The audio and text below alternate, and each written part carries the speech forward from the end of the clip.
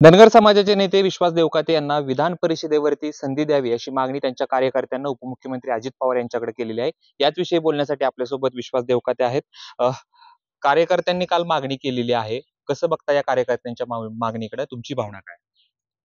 कार्यकर्त्याची मागणी चुकीची असं मला वाटत नाही। तमाम बारामती तालुक्यातले माझे समाज बांधव, मित्र परिवार, महाराष्ट्रातले सर्व समाज बांधव आणि मित्र परिवार विविध स्तरातून माझ्यासाठी विधान परिषद म्हणजे राज्यपाल नियुक्ती आमदारांमध्ये मला घ्यावे, संधी द्यावी। कारण त्याचं असं आहे की समाजावर सातत्याने आमच्या बऱ्याच वेळा अन्याय झालेला आहे। तो अन्यायाला वाचा फोडणे, गोरगरिबांची कामं खालच्या लेवलला प्रांत तहसीलदार यांच्या मार्फत पोलीस स्टेशन असेल, डीवायएसपी असेल यांच्याकडून होकावीत यासाठी त्यांची तळमळ होती।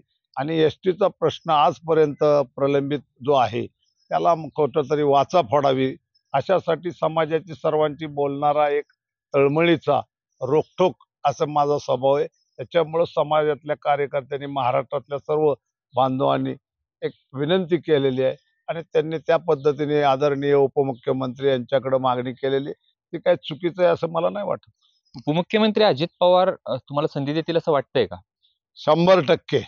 कारण आजपर्यंत ज्या वेळेस मी माझी मागणी मागितली तो महाराष्ट्रातला कुठलाही गोष्ट असो त्या पद्धतीने अत्यंत सगळ्या स्तरातला विचार करून चालणारा नेता आहे।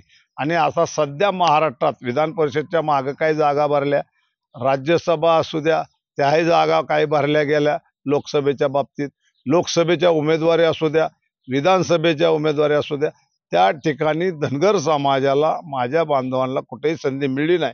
त्यामुळे यावेळेस आमचा 100% समाजातले प्रतिनिधी म्हणून विचार होईल असं मला वाटतं। जर संधी मिळाली नाही तर कार्यकर्त्यांची मागणी की तुम्ही तुतारीकडे जावं, विधानसभेला अजित पवारांच्या विरोधात उभं राहावं, कसं बघताय कार्यकर्त्यांच्या मागणीकडे? असा काय तुमचा विचार आहे का? नाही, आतापर्यंत तर काय केलेलं नाही।